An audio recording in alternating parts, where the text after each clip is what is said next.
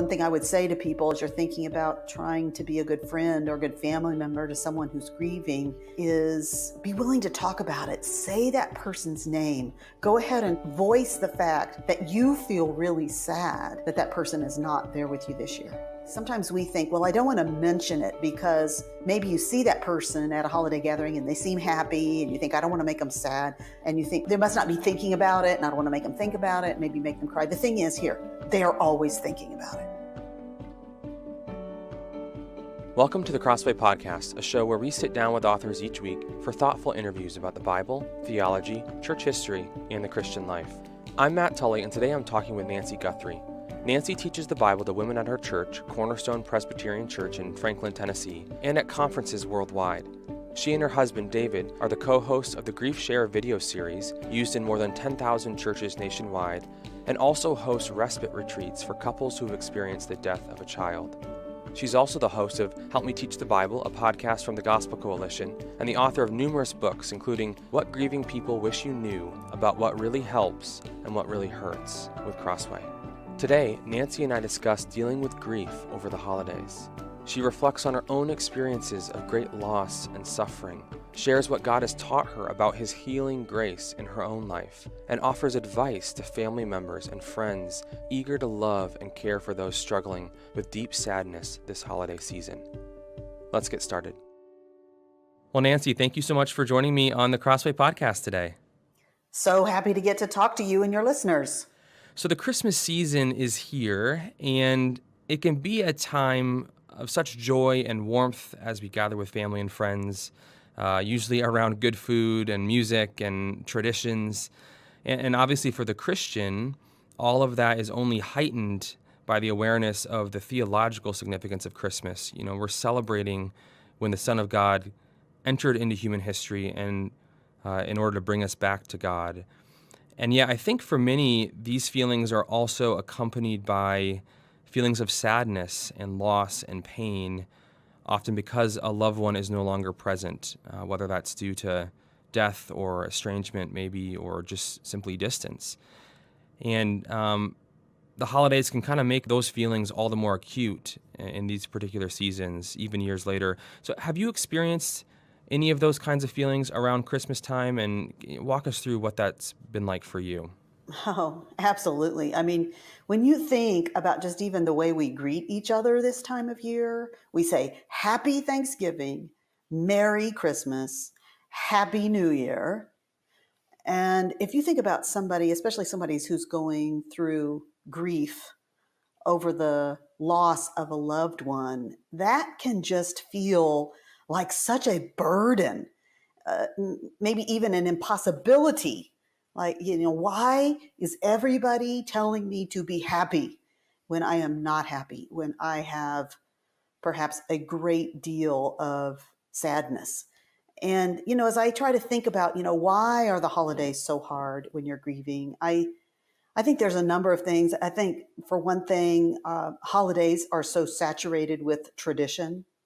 And so at the holidays, whether it's Thanksgiving, Christmas, whatever, those are filled with family kind of memories. And when somebody in your family has died, when you are putting up the Christmas tree without them, and there's all of those ornaments that bring memories, or you're setting the table for Thanksgiving dinner, and there is a place where that person you loved always sat, and that place is empty.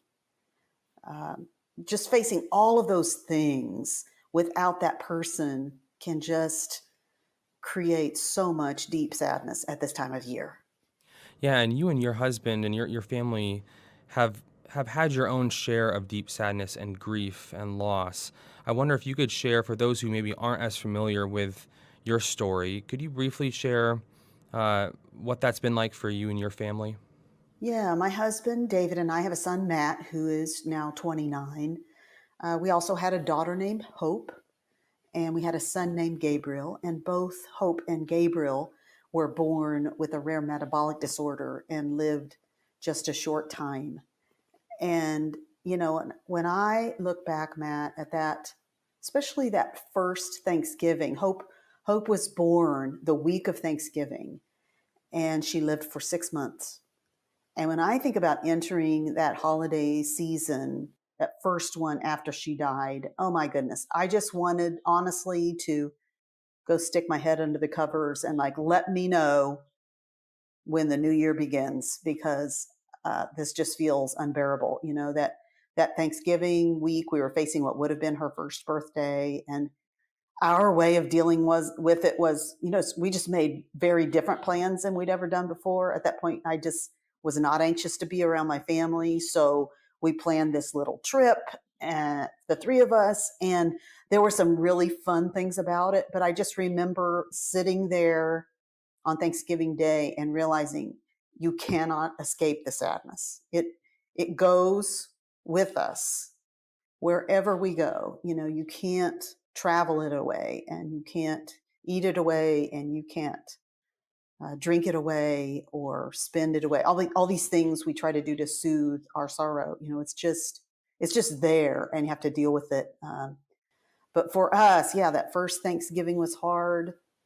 Christmas, my picture of myself that first Christmas is just standing at the sink, preparing that meal with tears running down my face. It was just so difficult to remember how she had been there the previous Christmas, and that now she was gone.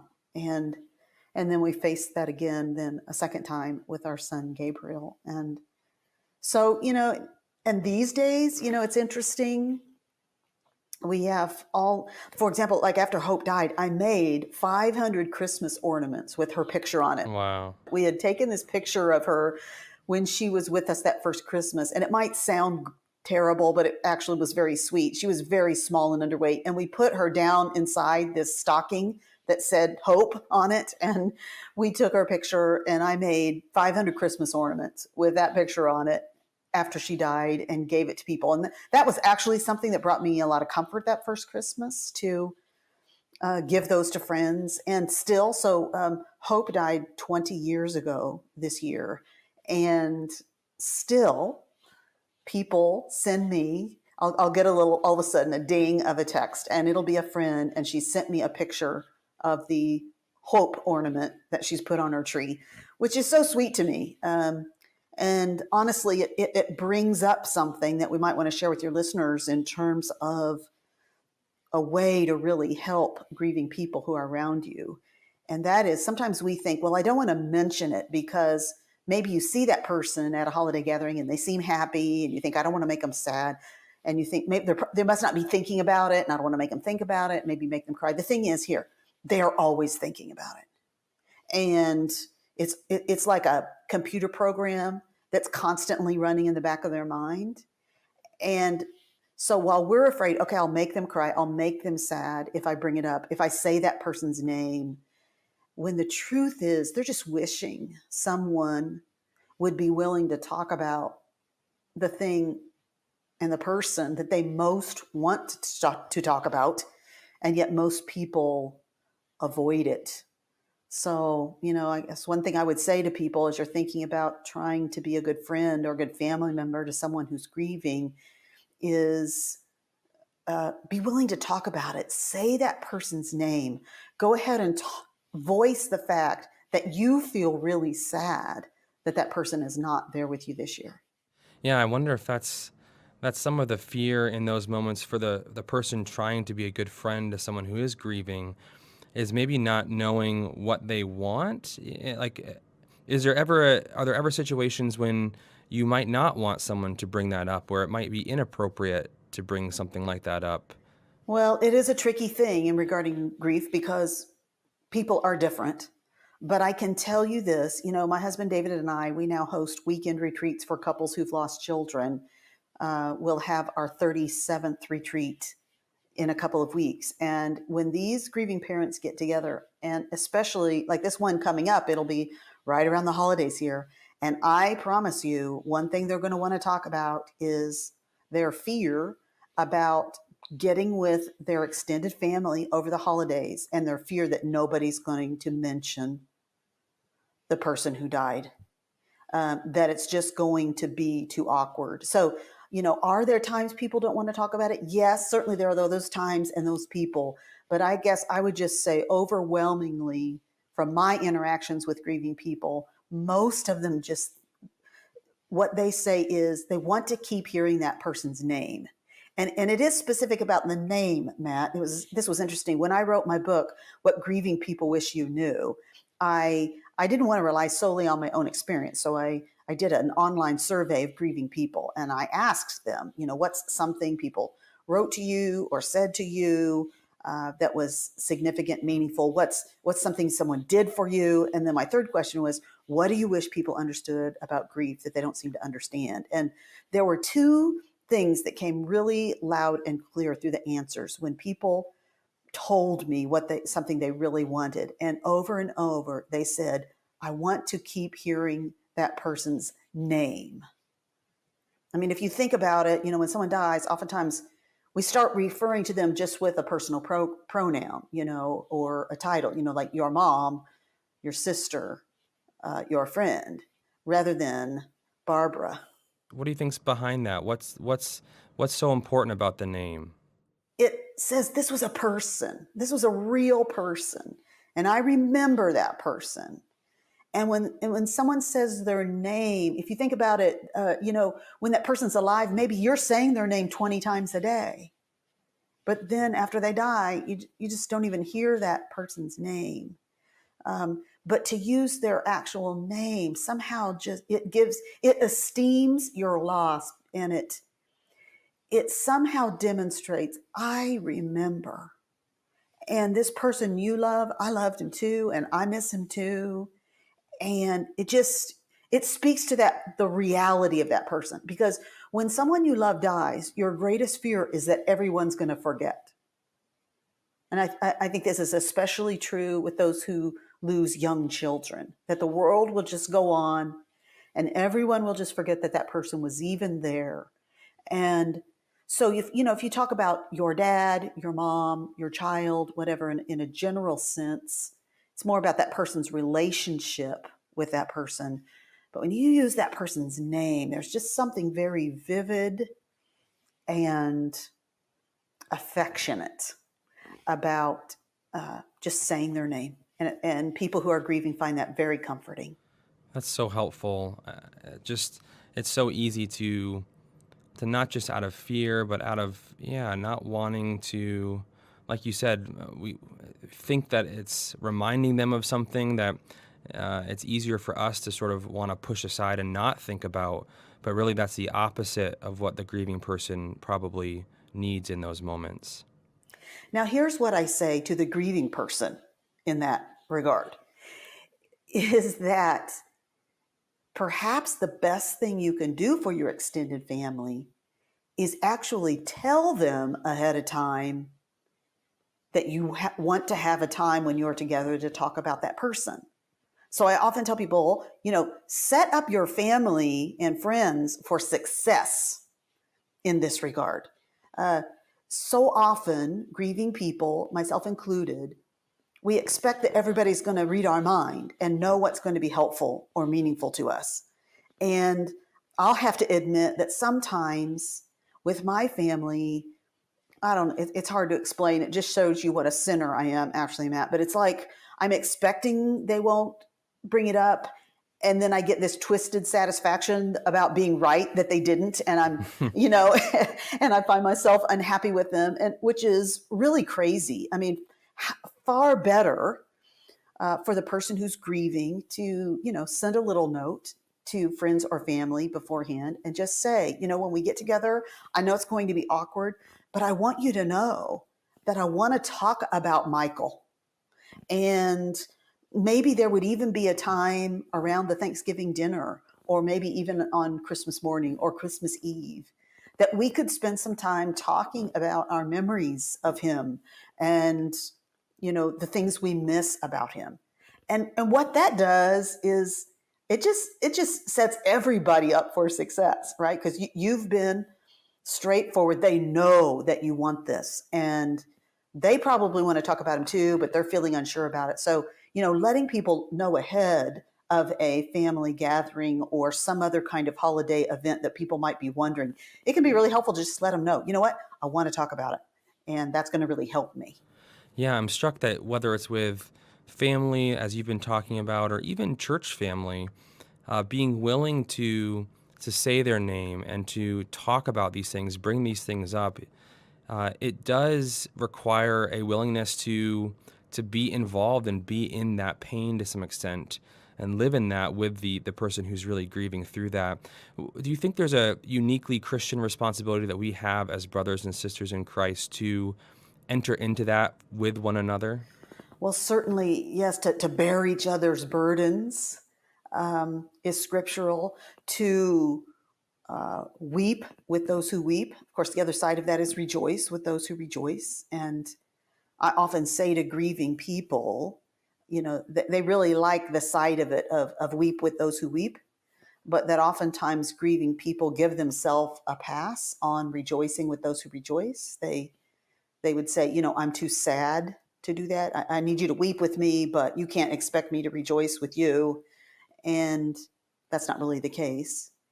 But certainly, yes, to be brothers and sisters with each other is to come alongside each other in sorrow. And it's the alongside that I think is very significant to that, Matt. It's not standing over, preaching at, poking at.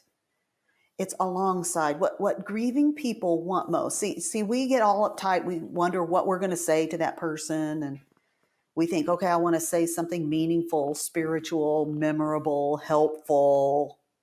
But a grieving person doesn't expect any of the people around them to come around them and say something that's going to somehow make it all okay, or is going to somehow present them with a viewpoint or perspective that's going to fix everything. Actually, what they just want to know is that they're not alone. And so it means a great deal to have people come alongside who aren't presuming that they have something to say that would make it okay, but instead they're far more humble than that.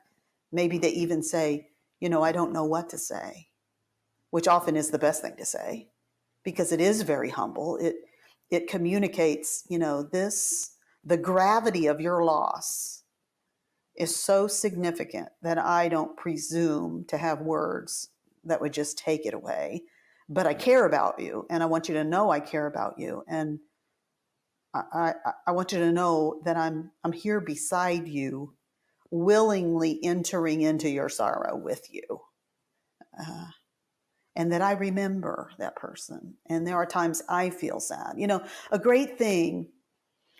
You wonder, how am I going to bring this up with someone? Well, maybe it's something as sweet and simple as saying, every time I drive past that barbecue place, I know your husband loved that place. I remember meeting him there one time, and man, we had the best barbecue sandwich. He enjoyed it so much. I just want you to know every time I pass there, I think about him and I miss him. And it just makes me wonder, what are the times of the week or the places or the experiences that make you miss him the most?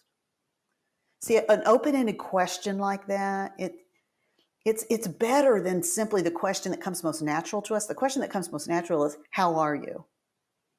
And when you ask someone, how are you, that you can feel like you have to give a report. Right. And that the person who's asking the question, what they really want to hear is, I'm good. Or I'm better, but maybe that's not the reality. And it's so hard to know how to quantify, because maybe some days are great and some days you feel nothing but despair. And so to try to put into words, how are you, can be fine. But when you do something like that open-ended question, when are the times you really miss them? I mean, that just says to that person, I want to hear about what your grief is like these days. And I want to enter into this with you and understand it the way you're experiencing it. And that's a great gift to give to a grieving person. Well, and I'm struck by a couple of the examples you've shared already include some element of you, the friend, expressing your own feelings and thoughts about this person as well, and having that be a door into hearing more perhaps from the grieving person. Yeah, I think so. So what would the balance or line then be between that and I think sometimes people trying to comfort a friend or be a good friend to someone who's grieving can tend to maybe draw parallels to their own grief in other ways. Like, oh, you lost a child, I lost a child too, or I lost a father. And sometimes that can maybe be more harmful than it is helpful. Speak to that. What guidance would you give on that front? The goal is always to elevate or esteem that person's loss rather than diminish it. And sometimes the effect of telling a story immediately about your own loss or somebody else who you know who had this happen to, sometimes the effect of that is basically suggesting, you know what, this thing you've experienced, it's really very common. And so it really shouldn't hurt that much. There's lots of people who've gone through that. Yeah. So it can have the effect of diminishing it. So if our goal instead is to esteem it, we might, when that match comes up and we think about it, but instead we discipline our words and we just invite them to talk about their loss. I can remember times when people began to tell us stories about other people who had something similar that happened to them than me and David. And, their motives were good. Some of them were crazy. I won't even go into some of the crazy things that people said. But I just remember feeling sometimes like, you know what? You don't understand how heavy the load of sorrow is on me and how much this loss has taken up the whole of my insides and all of my energy and focus. And by you telling me that story, it's feeling a little bit to me like you're wanting me to feel sad for them or to give some energy to thinking about their loss. And the truth is, a lot of times, especially the freshly grieving person, just doesn't have space for it. Just doesn't have margin for it. Now, all of this that I'm saying is a little bit different. I was speaking about this recently, and a man came up to me afterwards, and he said he wanted to differ with what I said. He said, but, I've talked to some friends who told me they've found it really helpful to know that I've been where they are. And there is some truth to that. I think that comes with time and relationship and with them asking you to talk about those things. So what I'm talking about is that immediate short-term conversation where rather than listening or just coming alongside, we fill up the awkward silence with a story about ourselves or someone else that wasn't really invited. So there is a differentiation there. I mean, because I do think over time, your friendship with someone, the fact that you have been through loss, the Lord is going to use that in your lives and in your relationship. But I would just warn you, don't always be quick to suggest that you get exactly how they feel or that whatever worked for you or whatever experience you had is what they're experiencing. Because once again, it diminishes their grief. It just says yours is normal like everybody else's.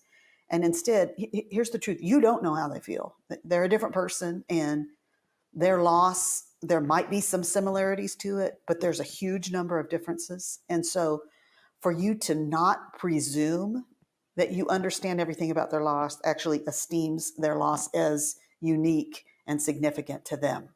So as you think about the time that you've spent working with Grief Share, this organization committed to walking alongside families in their grief, is there anything that you yourself learned about grief and about how to minister to others who are grieving since you started working with so many families and couples in that program? Well, I guess I think some of them I've talked about just, being a listener, not rushing in with my own story, not presuming I get it. But I think also looking for an opportunity not to push people to get better fast, not to suggest to them that there's some kind of timeline or that they just need to move on or whatever, but to suggest to them, you know what? Go ahead. Give yourself over to some sadness for a while. Ask God to work in you through His Word, by His Spirit in the midst of that sadness, which means you have to be opening up His Word or putting yourself under the preaching of the Word so that His Word you're receiving it and so it can be worked. And so let yourself be sad. Let the tears flow, because your tears are a reflection of the worth and value of that person and how much you love that person. So go ahead, give yourself over to it. Tears don't reflect a lack of faith. But at the same time, I would say, ask God to be at work in that, to do a healing work that only He can do, and the healing work that He has promised to do. Expect that with time, and as you spend time in His Word, and as you process this grief through talking, through tears, through beginning to maybe even serve other people out of this broken place in your life, expect that God is going to do a work of healing. Don't expect that you're always going to feel as sad forever as you do right now, but instead expect that God is going to do a work of healing in your life, and that the day will come when, yes, you'll still remember. Yes, there will still occasionally be tears, but that the grief won't be quite as heavy, that it won't have as much power in your life as it might have right now. Expect that the day is going to come when the more dominant note in your life can be joy instead of great sorrow. Was it hard to believe that when you were in the midst of it? Oh, yes. Oh, yes. Boy, I can just remember some of those low times, Matt, that I just thought I'll never be happy again. I just could not imagine that I would. And what I see that happens is I always cringe when I'll hear someone who's lost a child say to someone who's newly lost a child, "You're always going to feel this way. You're always going to feel this way." And I feel like what they're trying to say is, you're always going to love your child, you're always going to remember your child, and there is a new kind of life you're entering into on the other side of that loss. But I always cringe because I feel like what the person who is in so much pain is hearing is that you are always going to hurt. As much as you hurt right now, you're going to hurt that much forever. And that's just not true, or at least it doesn't have to be true. I mean, what's really hard, and I think particularly hard in losing a child, which has been my experience, and so maybe it's unfair to say that, put it in those terms, but that it is your grief over losing someone you love that keeps you feeling close to that person. And in the midst of grief, that feels good because you miss them and you want to feel close to them. And so at some point on the journey of grief, you face this really difficult decision. And that is, am I going to allow the grief to have less of a hold on me, meaning I won't be as sad as much, but also meaning that I will miss out on some of that closeness I feel that grief brings to me? Or am I going to just keep giving so much of myself to this sorrow? Or another way to think about that question is that the day comes that you have to make a decision. Am I going to continue to give so much of my energy, focus, emotion to someone who can no longer benefit from it? Or am I going to make a turn, a pivot, and begin to give more of myself, my energy, my emotion, my focus to the living, to people who can benefit from it? And I got to tell you, Matt, that's a really hard turn to make, because when you do, it feels like that person you love, that person you don't want anybody else to forget, is slipping away a little bit. That person isn't, but it feels that way. It can even feel to the grieving person like a betrayal of that person. Like, I was out to make sure nobody else forgot you, and now I'm seeming to loosen that tether. But it's not a betrayal. How did you know you were approaching that decision? Was that something you just sensed that I have a choice in front of me here, or how did you identify that? Well, I guess honestly, Matt, for me, it came in just realizing that I had another living child here who needed a mother, who was giving him her best. And to come to the place to realize, okay, my children, Hope and Gabriel, they can't benefit from all of this anymore. But I have a child here who can. And a great tragedy would be to keep continuing to give so much of myself to these two who can't benefit from it. And in the process of that, lose or estrange the one who's here. And that was just a big wake up call to me. And I just knew at that point, I have to make a turn. And I just decided to do that. So, what advice would you maybe offer to pastors as they think about leading their churches and even preaching their sermons and doing announcements, stuff as mundane as that? Is there any advice you would offer to pastors when it comes to being sensitive to? I mean, any average church is going to have probably dozens of people who are dealing with some measure of grief or sadness around the holidays. Yeah, what advice would you offer to pastors? Well, it's not a bad idea to have a time. Maybe it's in that service that's the very end of the year, the last service before New Year, that maybe you just list off the list of names of people who have entered into the presence of Christ, but left your church family's presence over the previous year. And let me tell you what, all their loved ones will begin to weep, but don't think that that means you did the wrong thing. I mean, those will be tears of just such a joy that the person they love is not forgotten and it's been acknowledged. So I think that could be a beautiful thing.